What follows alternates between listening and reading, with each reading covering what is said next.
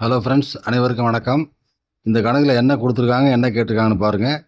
அவங்க கொடுத்துருக்க ஸ்டேட்மெண்ட் என்னென்னா, ஒரு பொருள் ரூ. 600 விற்கும்பொழுது அவங்களுக்கு கொஞ்சம் லாபம் கிடைக்குது.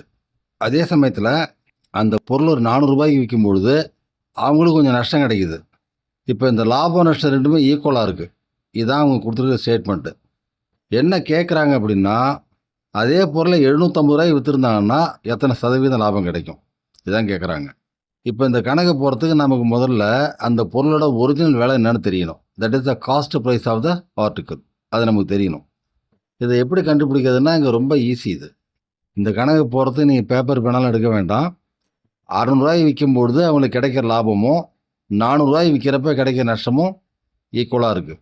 இப்போ இந்த 400க்கும் 600க்கும் வித்தியாசம் 200. இந்த 200ல் பாதி எடுங்க, 100. இப்போ இந்த 600ல் 100 கழிச்சிங்க, இல்லை 400ல் 100 கூட்டிங்க.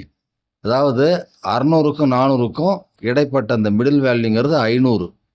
இந்த 500 தான் உங்களுக்கு இங்கே அந்த பொருளோட ஒரிஜினல் விலை. இப்போ ரூ. 600 விற்கும்பொழுது ரூ. 100 லாபம், ரூ. 400 விற்கும்போது ரூ. 100 நஷ்டம். இதுதான் கணக்குங்க.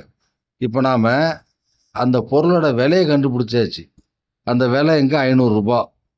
இது ரூ. 750 விற்றா எத்தனை % லாபம்? ரூ. 500 பொருளை ரூ. 750 விற்றா ரூ. 250 உங்களுக்கு லாபம்.